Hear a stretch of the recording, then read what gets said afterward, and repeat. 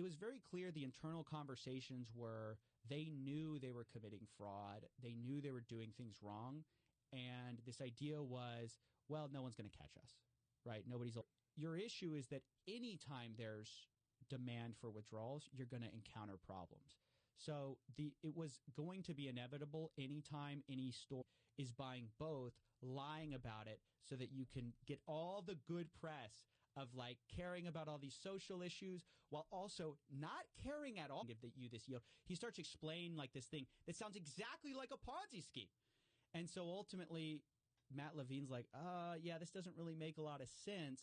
But again, it stopped short. The scandal now is they're finding a bunch of campaign finance violations because he was trying to influence politics, U.S. politics. I mean, it's insane how deep.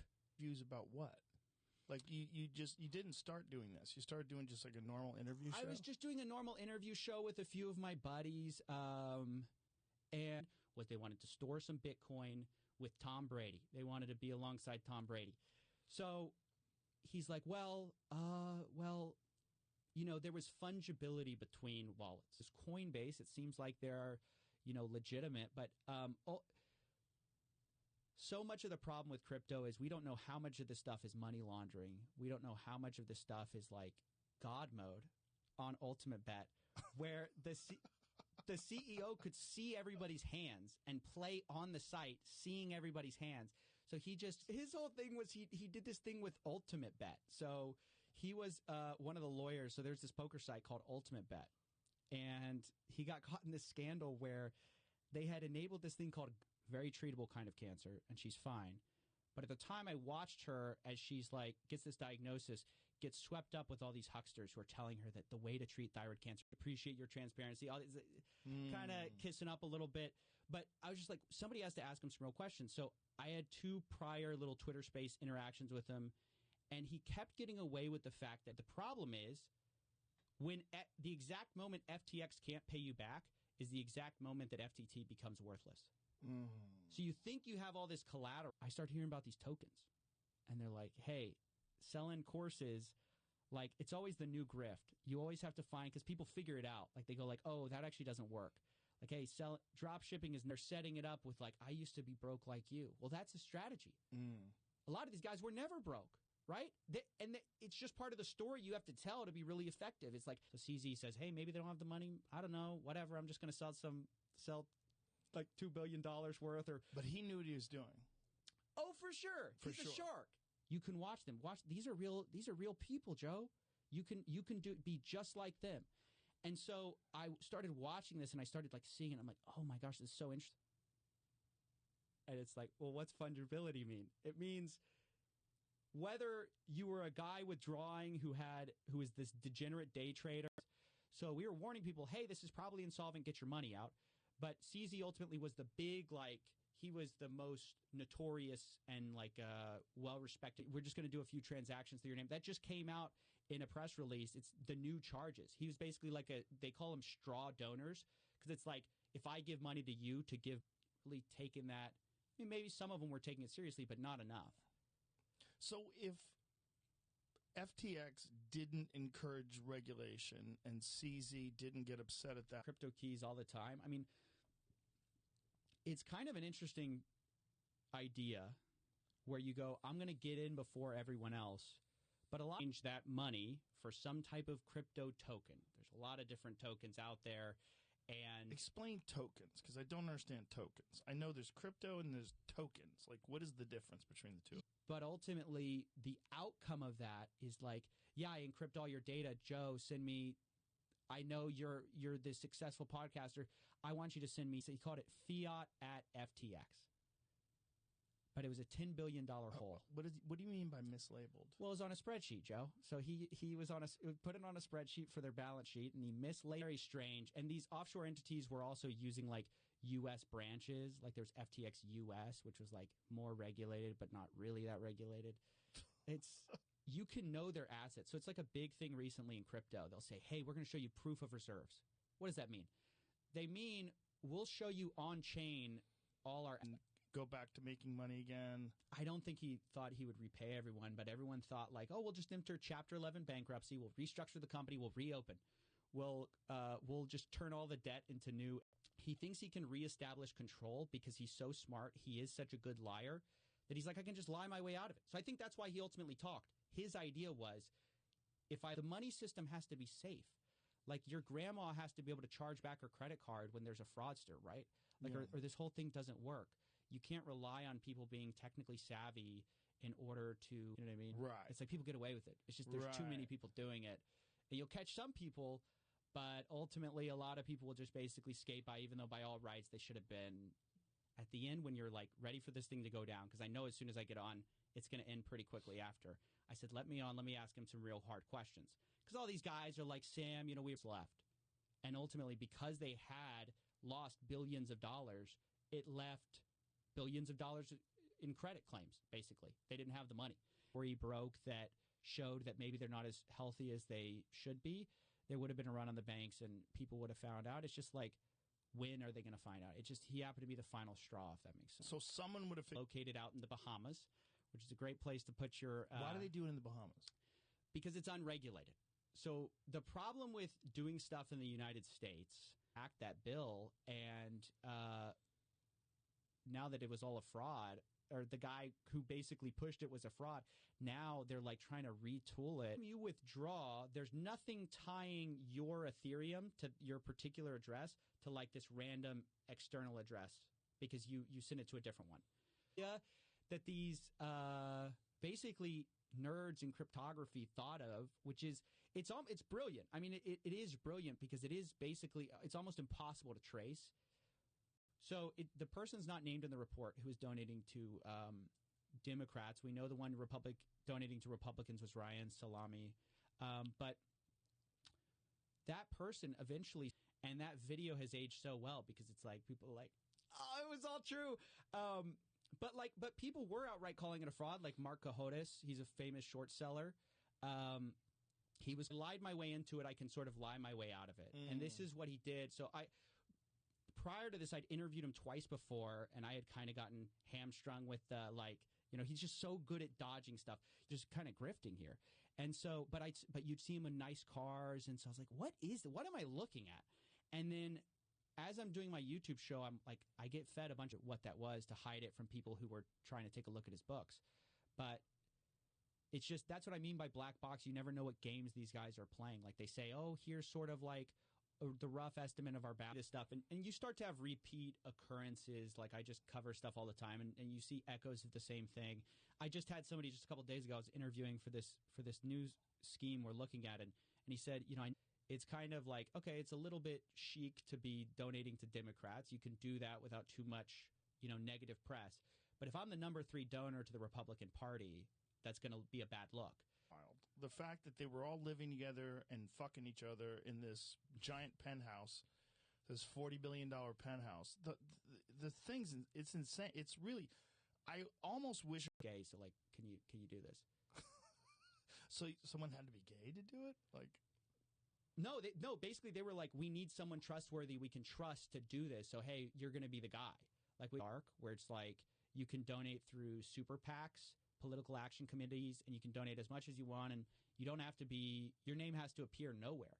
And so that's actually campaign finance laws I've heard are pretty weak. I forget the name of the law, but it was passed in like the early 2000s, 2010s maybe, where it actually became very easy to donate. Analogy for losing your house? What's funny? Yeah. I mean, good Lord. The idea of these mixers was you'd anonymize your transactions. So, like, let's say I can take that money and you can send it to what's called a mixer, which is this, like, fancy language for a way to, like, anonymize your transaction. Like, you put it... So they were paying everybody to promote this FTX crypto exchange. And the idea is this is the next big thing, right? And this is where you're going to make money. Like, nobody knew what was going on behind the scenes. So even though they said, like, we're not going to touch your money, as soon as you deposited Bitcoin, I mean, I talked to some of the insiders at Alameda. They said they had this back door. And then he goes into the crypto space, and he launches FTX. He's very young, right? How old is he? I think he is young. I'm not – maybe you can look that up, Jamie. 31.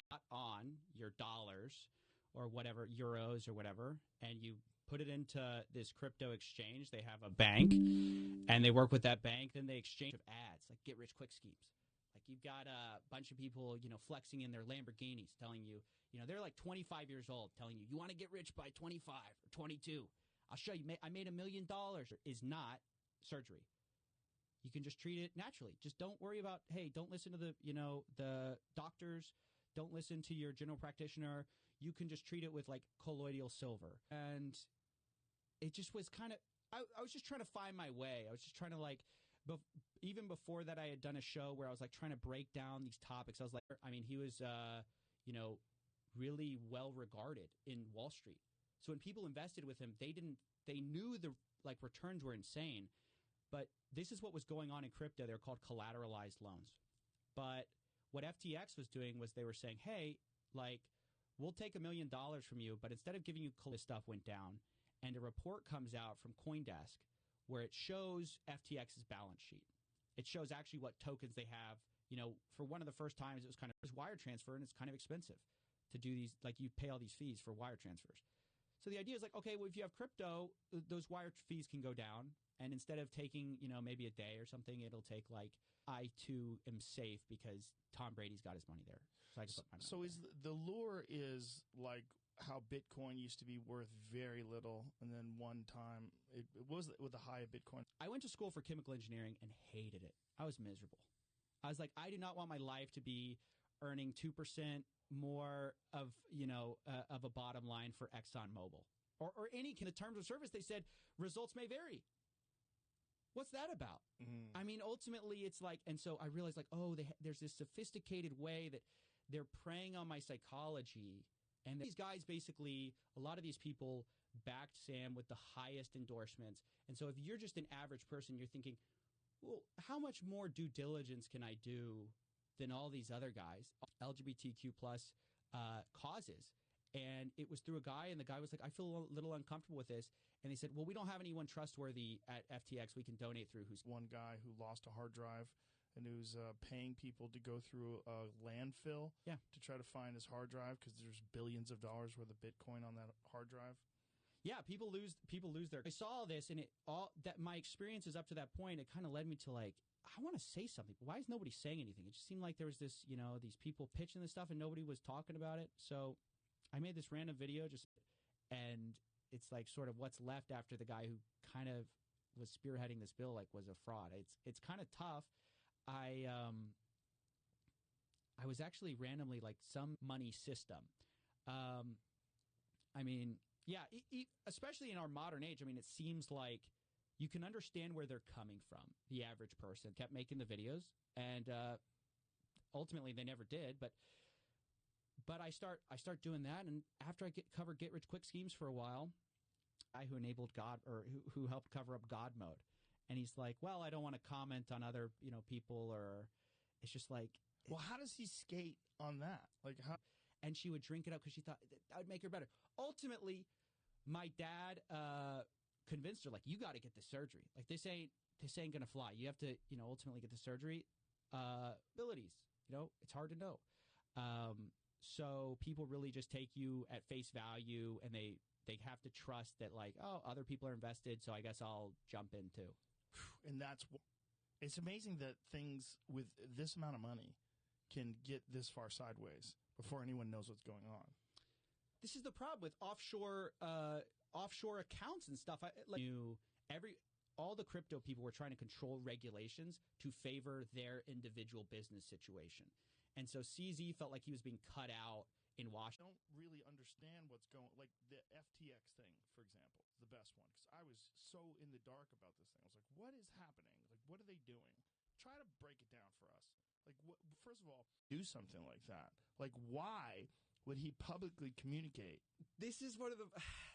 This is why it's so interesting to me to look at fraud. This is why it fascinates me, as well as I think it's an important thing. I wanted to basically influence politics by just donating. And the idea is you donate to both sides, you can never lose, right? Yeah. If you have your everything, I don't have access to the book. I basically knew nothing. So anytime you'd call him out on an issue, you'd say, where's the money? He goes, well, I don't know. It's gone. It's Alameda Research. Ask Alameda. He's a shark. He knows what he's doing. What was the conflict between the two of them that led him to do that?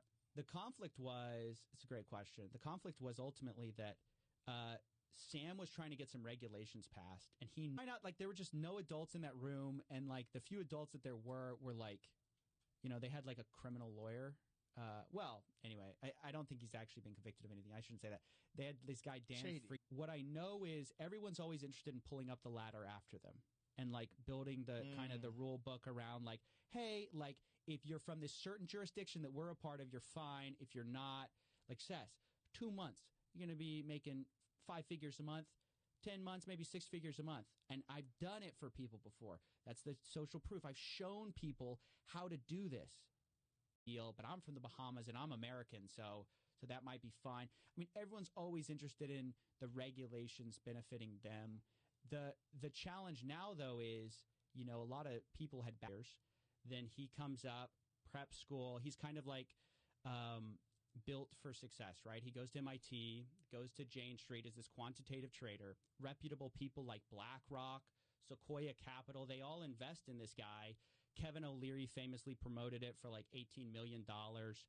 They gave him $18 million to promote it? He says, touch your money, obviously. That was the whole point. It's like, you deposit with us, we're not going to do anything with your money. It's your money. It's like a deposit. Like it's almost like a bank. Like you deposit with a bank. Your bank isn't supposed to go ahead and take your money. Lack of regulation and the ability to send peer-to-peer, which means like you and I can just send money to each other directly, no middleman. There's also a really huge opportunity for fraud, scams involved in what you do. It's a weird thing. So when did you start your YouTube channel? So I started it a few years ago, 2018, 2019. I really enjoyed you catching him on Twitter Spaces. I really enjoyed that. I listened to that whole thing because before that, you have this guy who's this, you know.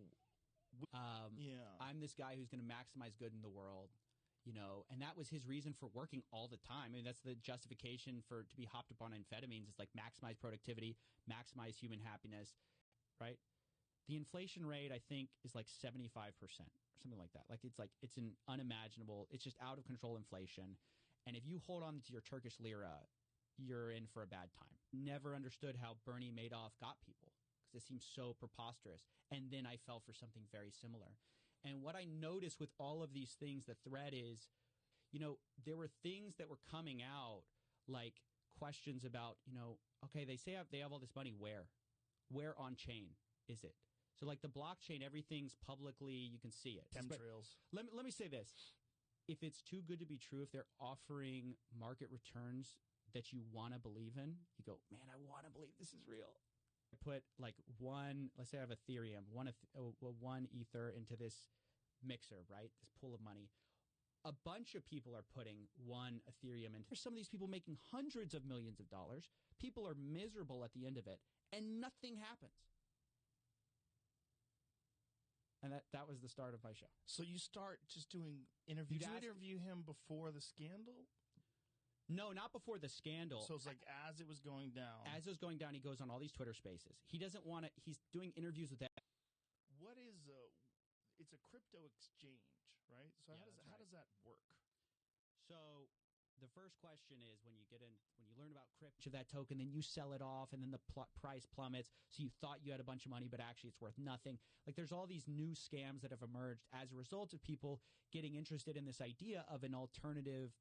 But FTX was sort of the worst offender. Is let's say I give you a loan, Joe. So an unsecured loan would be I give you $1 million and I don't ask for anything. A1Z, A16Z. It was one of those, Sequoia or A16Z. One of them wrote this glowing review of Sam, basically saying he's going to be one of the first trillionaires. So all the on and a lot of ums and ahs and you just kept on him. It was amazing that he felt like he could. DX said in their terms of service. So one of the really big problems was they actually weren't doing that, but nobody knew because nobody had a look at their books. Like it was very opaque. It's this guy who drives a Toyota. So you go like, well, why does he need to scam me if he's driving a Toyota, right? Then it's like, which Sam Bankman-Fried did. Then it's like, okay, eventually got paid out like $2 billion. Well, yeah. Some of it was in this FTT token though. So they have a bunch of FTT, right? And so it's like November was when or you were a grandma with who just put one Bitcoin on there, or, you know, more likely the grandson. He treated all the accounts the same. So when everyone came running for the money, they just withdrew until nothing was. Crypto is.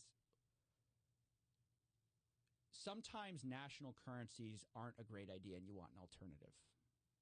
So, like, look at the Turkish lira. You know, they're like, hey, don't work a 9-to-5 job. Like, be free like me. And I'm like, you're here on a Sunday at like 5 p.m. How free are you really?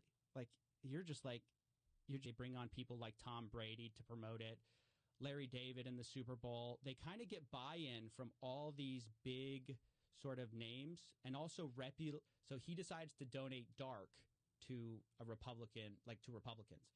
And part of the accusation is he knowingly did this through one of his TT.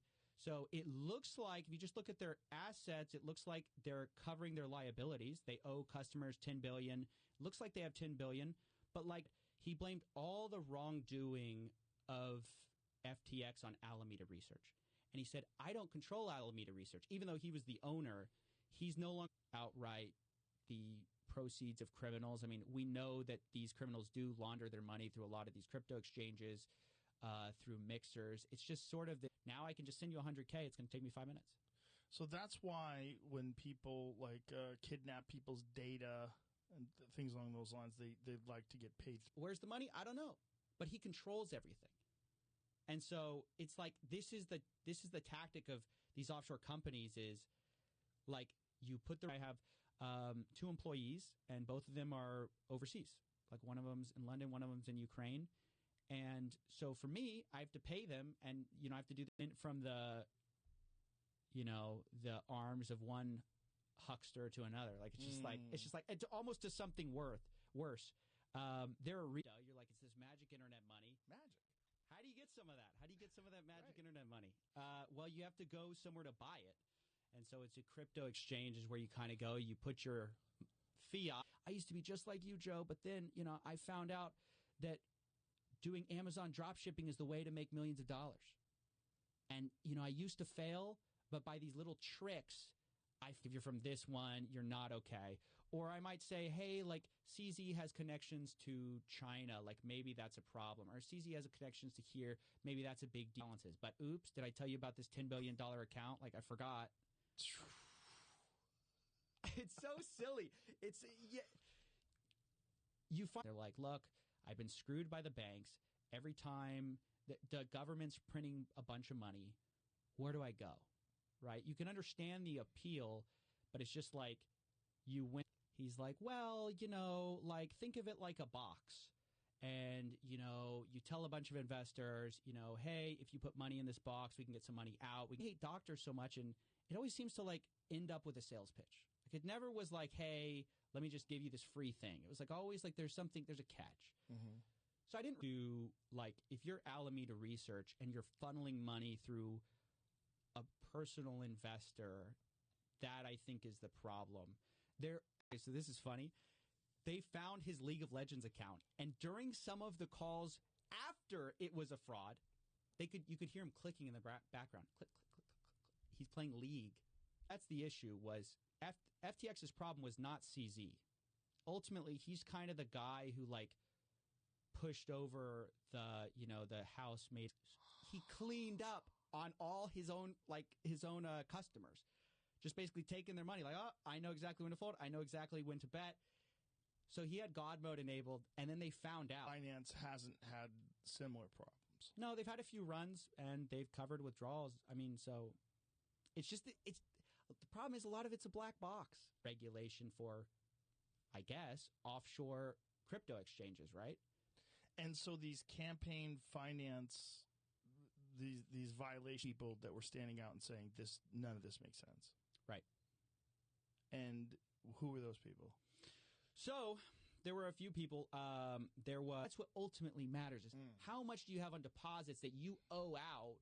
And so with Binance, we don't really know. The only one we have a little bit more of a look into is not actually like this incredible business that you thought it was, that you're going to get rich easily. So don't do that. Go do crypto. You got to get into crypto now. And then it became NFT because every day it's getting less valuable. So the question is, what do you do if you're in that country making money if you want these exchanges where it was worth more.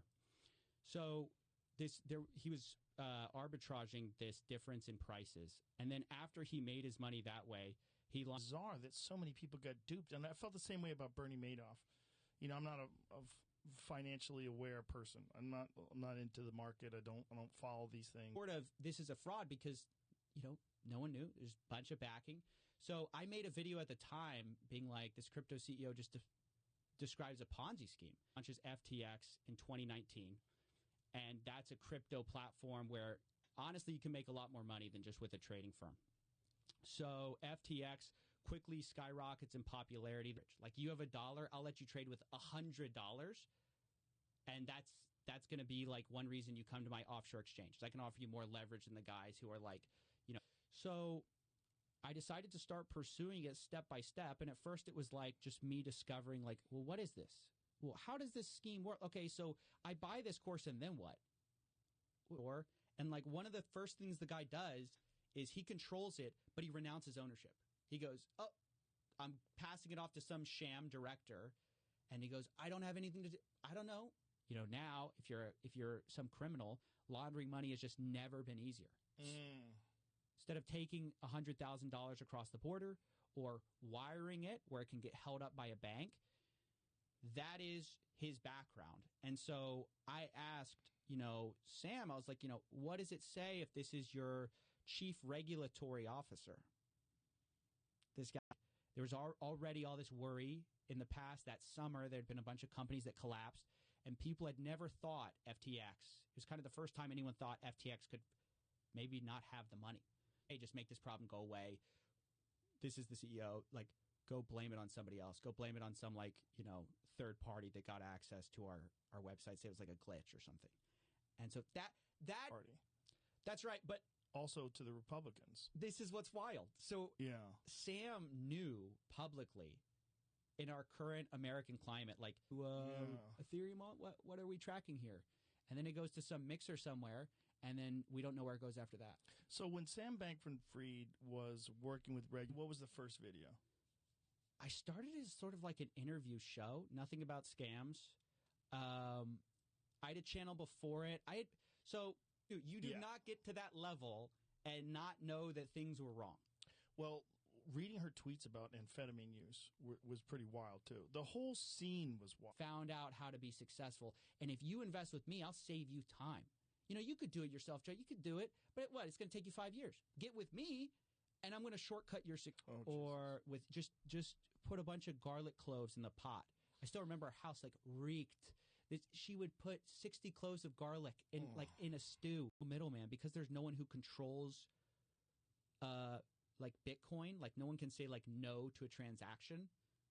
Now it's like there's nothing to stop you from sending that money. And then her and I believe Gary Wang were big executives. They're cooperating. They pled guilty. They're cooperating with the feds. I mean, they did the same. I just wasn't interested. I was like, that's not my life. So I always wanted to sort of, have a voice. And so I started a YouTube channel just doing random videos. FTX's influence went from the Bahamas reaching into the United States while technically not really being regulated by the United States. Yeah, they were the number 2 donor to the Democratic Party. FTT tokens and pay everybody out. Oh, that's what he thought? He's on amphetamines, right? So he can't be thinking totally clearly. Around, right? Kevin O'Leary's in. So you kind of think you're swimming safely with like other savvy investors. And that's what ultimately gets you to buy in. Bernie Madoff is very similar. Under the CEO as of 2020, he hands it to this a girl he actually had a relationship with, Caroline Ellison, right? And she supposedly controlled it. He said she did everything. So by the third interview, I'd studied him, and I said, okay, how do we get down to FTX's responsibility in this whole thing? And I kept coming back to it was the terms of that and sell off all his tokens. Would they be still solvent today or still in operation today? Would they not crash, or was this inevitable? So when I see something like that go down, I'm like, how did he get Steven Spielberg? You know, how does someone like a Bernie Madoff or Sam Bankman-Fried, how does he get these people to do this? Everybody. I ask him, and he doesn't want to talk to me. So, but he's going on these Twitter spaces. So I was tracking when he'd go on a Twitter space, and I would contact the people ahead of time and said, hey. And then when you have him on, there's a lot of, I wasn't aware, I'm not sure, I'm not aware of that, I don't know. There was all this hemming and... What he said in one of the interviews, he goes, no one believes me when I said I donated dark because no one believes anyone would be, like, everyone wants the credit for donating. No one believes that I just do it on the sly. It was like 70,000 or something like 60 plus, yeah. So that's the lure. The lure is you buy in for pennies, and one day you're insanely rich. I'm sure you know about that.